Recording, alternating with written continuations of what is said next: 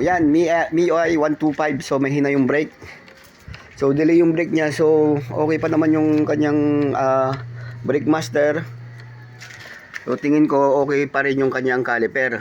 So kung titignan ko yung kanyang lining sa gitna ay okay pa rin, makapal pa rin. Ang problema lang nga lang po dito ay delay yung preno niya. Mahina. So ngayon either na yung sira niya ay brake pad o kaya itong disc brake na rin. Baka dumudulas na siya, kaya pag preno mo sa harap hindi siya totally humihinto, kundi may delay siya ng mga siguro isang span yung kanyang delay. So ngayon i-check natin yung kanyang caliper kung ano yung sira, kung bakit delay yung kanyang brake.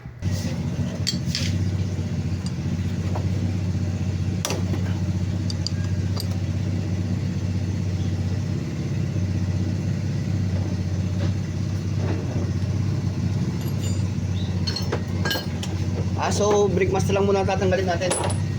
I-check mo, caliper pala. I-check muna natin yung kanyang.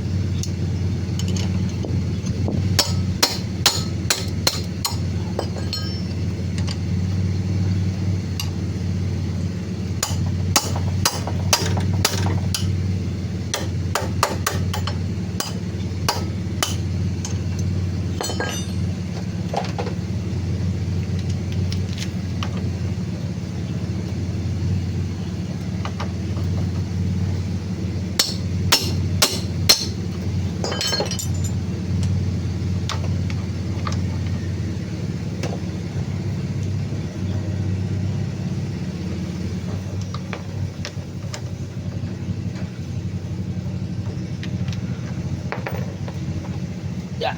So yan, matigas.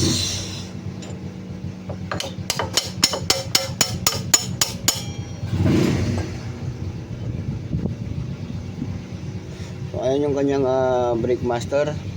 So titingnan natin yung kanyang brake pad kung matigas na, kaya yun delay yung kanyang brake. Yun. So ayun guys, ang sira niya ay itong brake pad. Kung papansin niyo, malakas nga yung bigay nung brake master sa taas, tapos caliper. So ito naiipit siya sa gitna nung kanyang disc plate. So nagkaroon siya ng uka.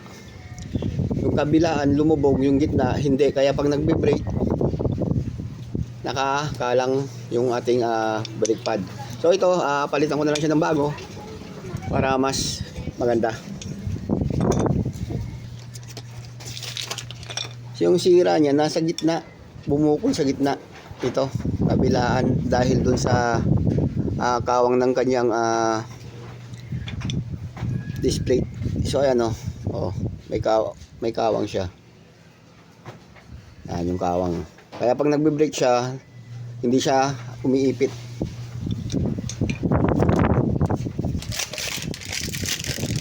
Palitan na natin siya ng bago.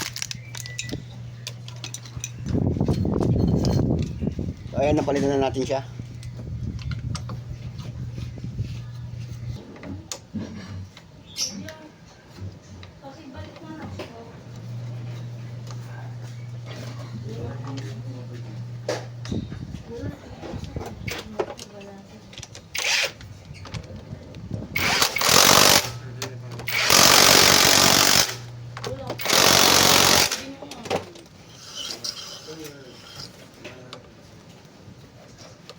Sabi na.